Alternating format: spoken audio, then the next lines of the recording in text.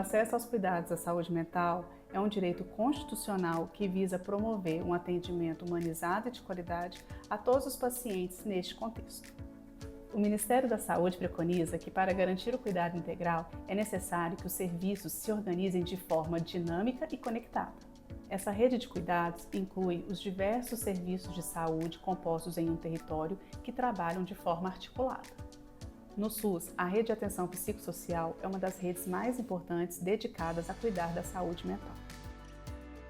Demanda na rede de atenção ao paciente da saúde mental para ter um serviço hospitalar de referência que realizasse o atendimento clínico cirúrgico de pacientes no contexto de sofrimento mental e ou uso prejudicial de substâncias.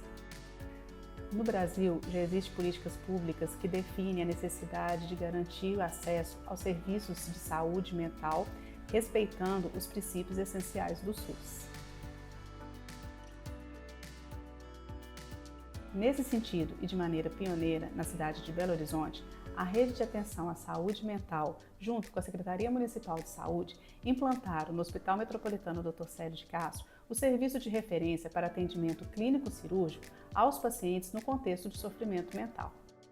Até o momento dessa pactuação, o município de Belo Horizonte não contava com a retaguarda de leitos hospitalares para este perfil de pacientes, com impacto significativo no acesso ao serviço de saúde aos pacientes portadores de sofrimento mental e o uso prejudicial de substâncias.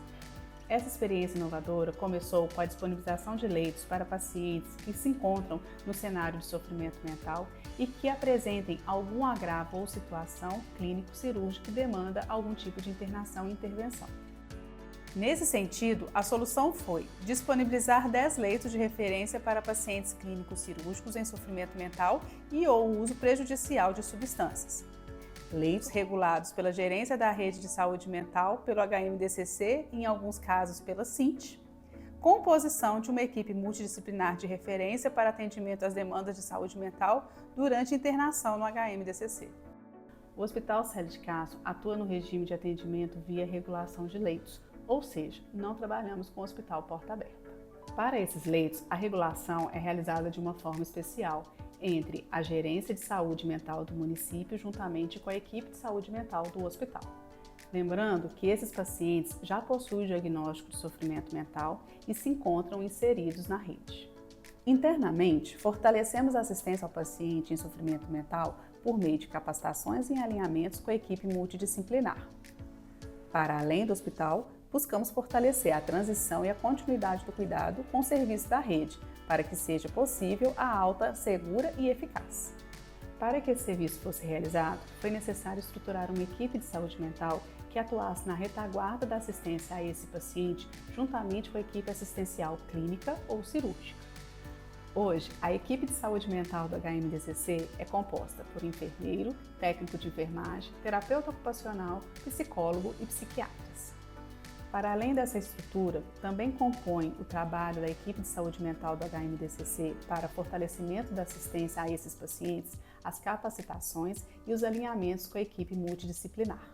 Também é nosso objetivo fortalecer a transição e continuidade do cuidado com os serviços da rede, visando oferecer uma alta segura e eficaz aos pacientes.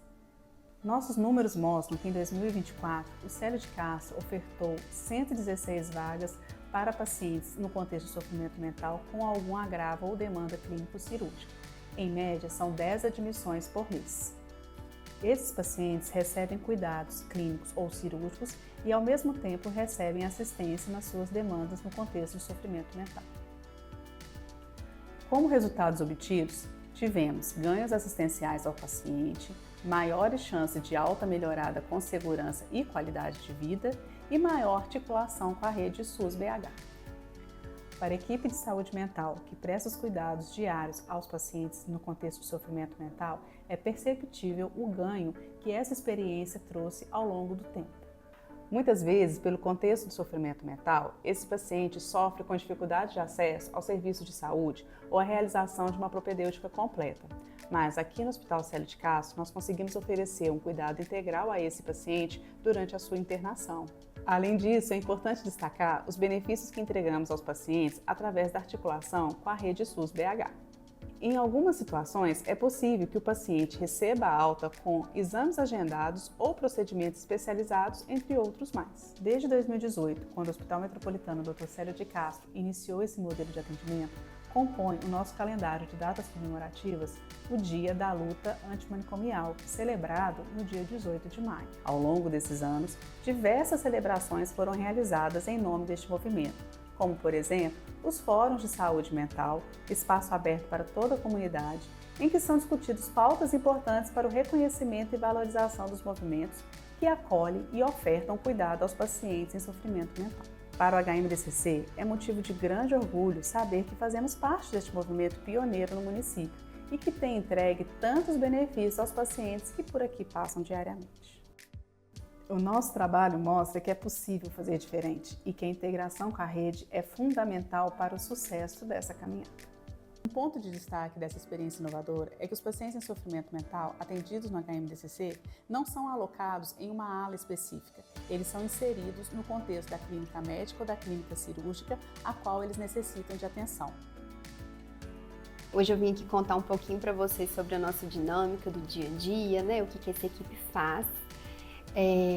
A gente tem, né, hoje uma regulação junto com a Gerência de Saúde Mental da Secretaria Municipal de Saúde de Belo Horizonte, uma reserva de 10 leitos para que pacientes acompanhados pela rede de saúde mental possam ser acolhidos aqui no hospital, para que a gente acompanhe, né, esse paciente durante a internação, que a gente consiga prover aí cuidados diferenciados.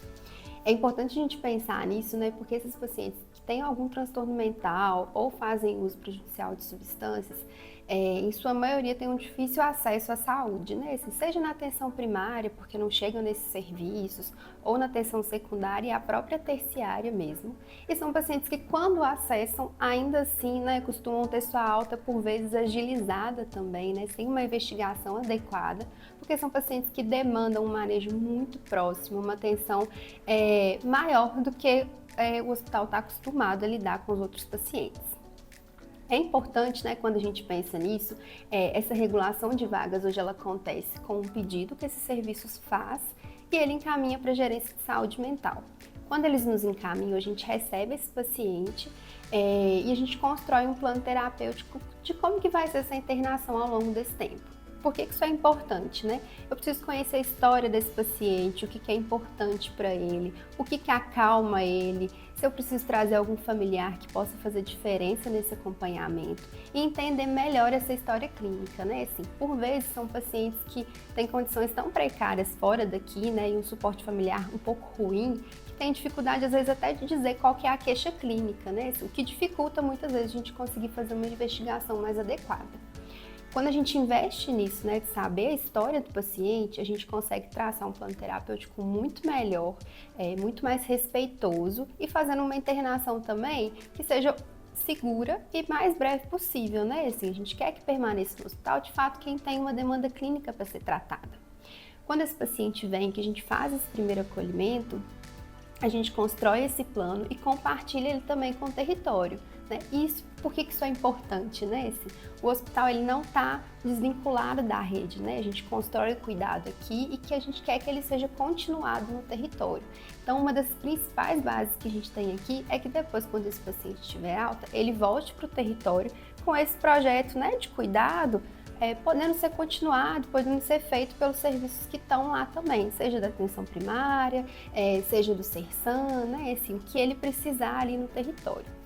Uma das coisas que a gente faz muito, né, assim, esses pacientes, diferentes de muitos, eles não conseguem chamar a gente uma vez só ao longo do dia, né? Não são pacientes que a gente faz um atendimento e volta só no dia seguinte. São pacientes que demandam vários atendimentos ao longo do dia, seja para conversar, seja para fazer alguma atividade, como colorir, um lanche coletivo, né? Assim, a gente precisa traçar estratégias, por exemplo, para fazer o jejum, né? Esses pacientes, muitas vezes que fazem uso de substâncias, quando eles entram para o hospital, né, tem uma dificuldade muito grande, porque eles interrompem o uso de uma forma muito abrupta, né? Então a coisa da fome, da comida, né, é um ponto importante para eles. E a gente acaba usando dessa ferramenta, de a gente saber que isso é importante para ele, para manejar também, né? É importante entender como que esse paciente muda toda a estrutura do hospital, né? Assim, aqui a gente tem várias ferramentas de organização e gestão clínica, né? Por exemplo, um Huddle, que a gente consegue dizer que eu preciso priorizar esse paciente para que seja feito o exame mais cedo, de que eu consigo priorizar que a cirurgia dele seja a primeira, porque jejum é difícil para ele, que uma coleta de sangue precisa ter outra pessoa ali segurando a mão dele, porque isso vai ser importante, ou que depois que ele coletar o exame a gente pode ir lanchar no pilotis, né? Assim, são estratégias que o hospital muitas vezes não precisava utilizar com muitas pessoas.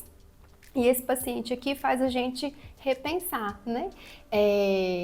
Essa construção com o território, né, ela vem sendo muito proveitosa, né? Assim, o paciente já vem com o histórico, a gente já sabe da história dele, inclusive as dificuldades que eles têm lá. E a gente consegue também construir uma coisa a partir disso, né? Assim, um plano que um paciente que já é cuidado no território, ele não está vindo aqui do zero, né? Tem um território ali que está construindo cuidado, que já me diz das dificuldades, inclusive diz o que funciona também, né?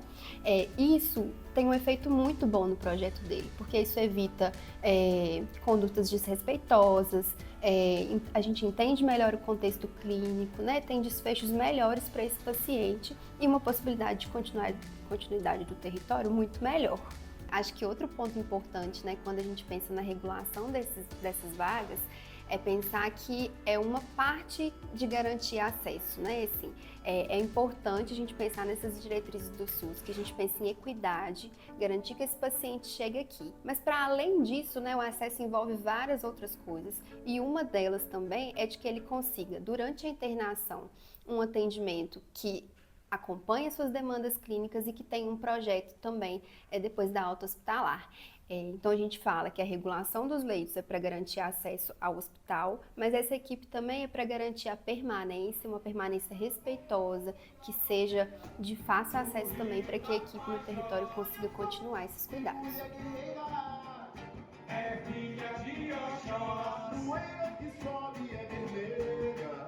A experiência implementada no Hospital Célio de Castro é um exemplo do SUS que dá certo.